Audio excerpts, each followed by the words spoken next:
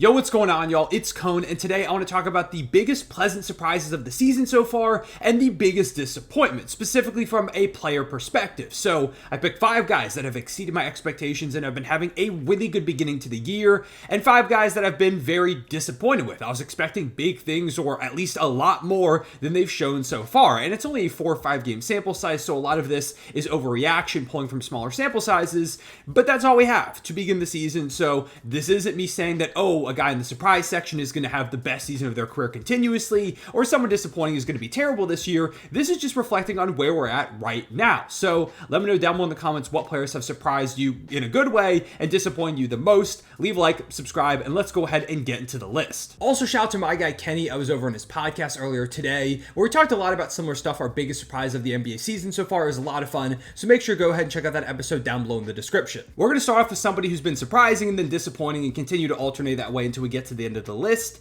First surprising guy has been Thunder legend Tre Mann. I was such a big Tre Mann believer when he was with the Thunder. I loved when we drafted him. I loved the flashes that he showed. There was so much potential there.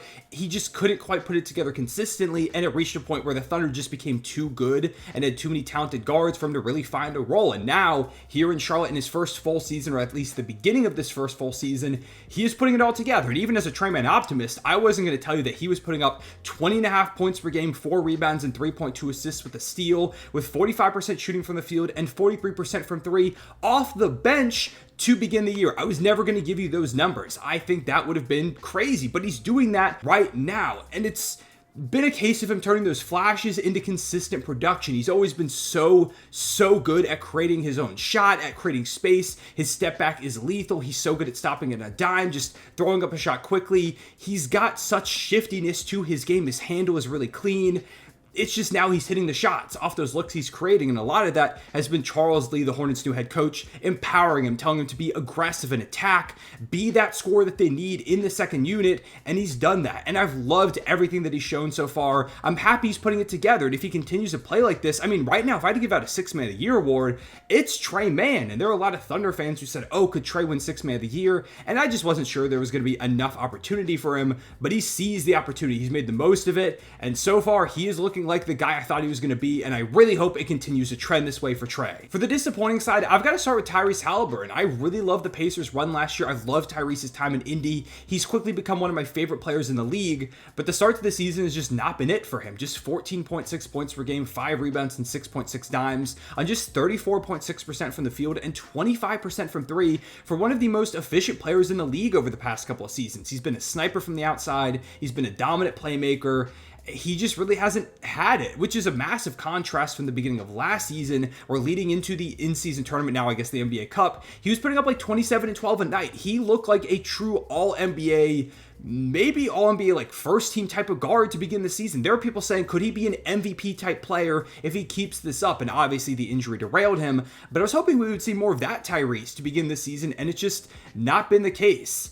I feel like the Pacers are still trying to figure out how to do things offensively. It's been inconsistent with his touches, but even when he's been getting the ball, he's just not been aggressive, or he's not hitting the shots he typically does. He's getting stonewalled by defenders. I don't know if there's still an injury bothering him, if he's still a little bit hobbled, just not quite 100%, but I want to see way more from Tyrese. It's a big reason why the Pacers are just 2-3 right now, when it feels like they could be a lot better than that. Now, if they did just beat the Boston Celtics, that's huge, but it didn't come from a big Tyrese game or anything like that. Going back over to the surprise side, I've got to talk about my guy Bilal Coulibaly. He was one of my favorite prospects in the entire draft last year. A lot of that was because he was often mocked to the Thunder, and I started to watch some film, and very quickly I was like, this guy could be really, really good. He's really young, he's raw, but he's got so much defensive potential to contribute, especially early on, and then if that offense ever clicks, you're going to have a steal of a player, someone who could compete for one of the top 3 players in the draft class. So I really fell in love with this game. He ultimately went to Washington, and last year I was pretty impressed, but I thought it would take a few years for him to really come into his own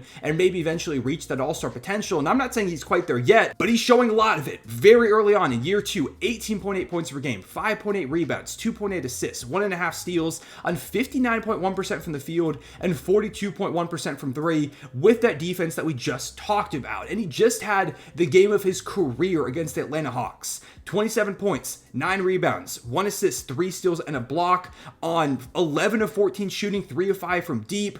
Ridiculous stuff. He had this one play where he went ahead and it got a blocker steal, I can't remember, then ran down the court and finished a putback dunk. The athleticism is crazy. His ability to kind of read the game, the defense is there. The efficiency is way beyond what I thought it was going to be in year 2.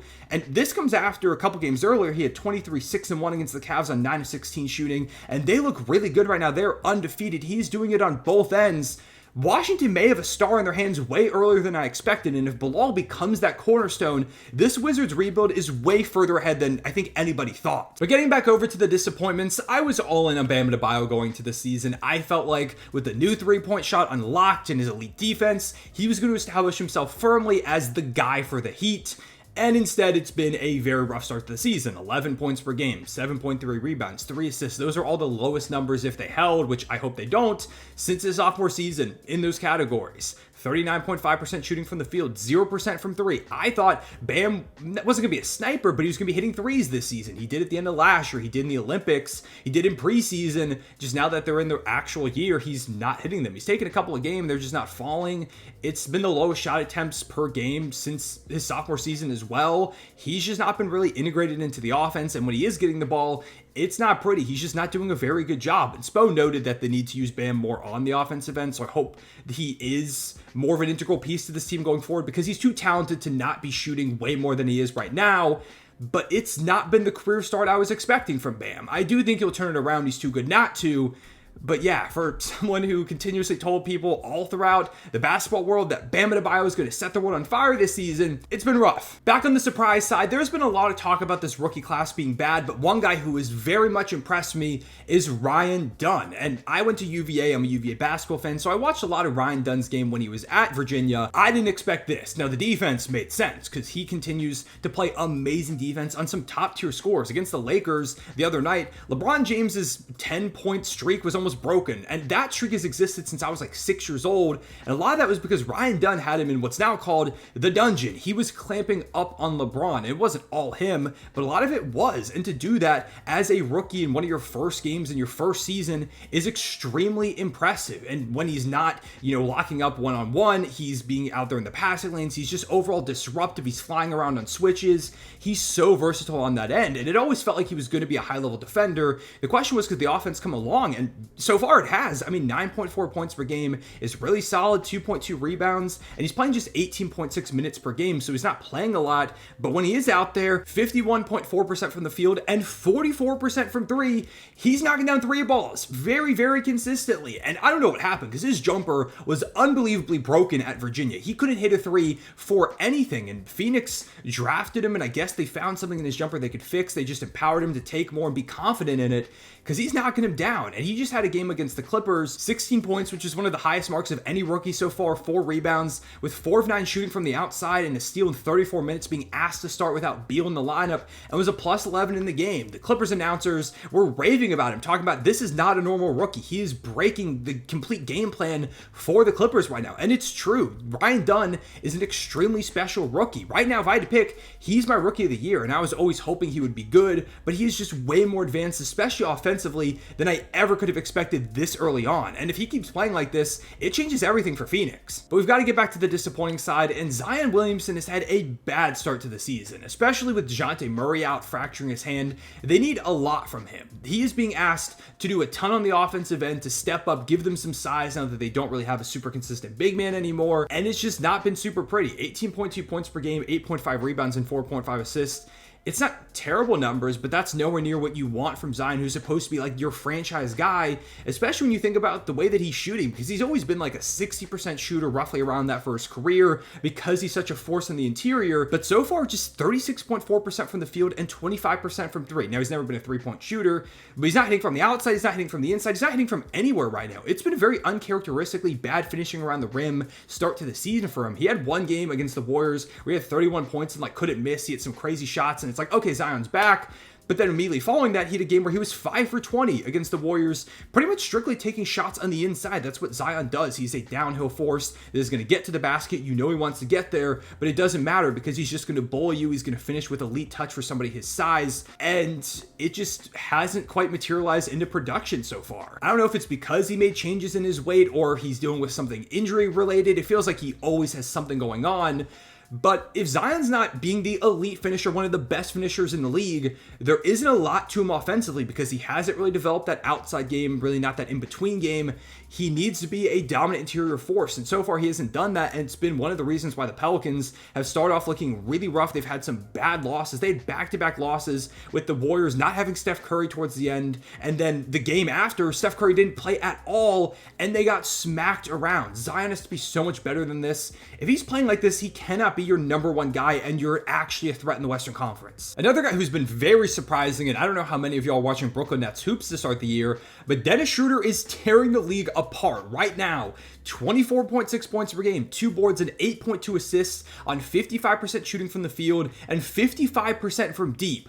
He's been absolutely insane, and he's a former Thunder guy, so I'm rooting for him, but this is crazy at the moment. This is way more than he's ever produced, even to start a season, and it wasn't like, oh, he had a ridiculous first 2 games and now is kind of trailing off. The first 2 games of the season were the worst for him. Since then, listen to these stat lines. 29-6, that's assists, going up against the Milwaukee Bucks. 28 points and 14 dimes against the Nuggets. 33 points and 8 assists in a win over the Grizzlies, and that one was on 11 of 14 shooting against the Nuggets, 10 of 18 shooting, 8 of 15 against the Bucks. He's at 5 threes at least in his past 3 games, and he's not just doing that, he's out there picking up full court defensively, locking up on guys. He is completely taken over every game for the Brooklyn Nets so far. It is wild to see. And this could be huge for the Nets because right now they're 2-3. Obviously, they want to get a top draft pick. They're starting this rebuild, and we've talked about them eventually trading like a Cam Johnson and a Dorian Finney-Smith to get more assets. But if Dennis Schroder keeps playing like this, they're going to get a first-round pick at the least for him. It's been really fun. I don't think it's sustainable. I don't think Schroder's having a 25-8 most improved player season here at age 30-something. But to see him even start the season like this is completely ridiculous. The fourth guy on my disappointment side is none other than Jamal Murray, and the Nuggets as a whole have been very disappointing so far, but he's been one of the biggest culprits. 18.8 points per game, 5 rebounds, 4.8 assists, 1.2 steals. They're not bad numbers, but those are all kind of meh when compared to last year where he had a career season and he's shooting just 37.3% from the field and 33.3% from the outside. He's carrying over a lot of the same offensive struggles that we saw in the playoffs last year, that we saw in the Olympics.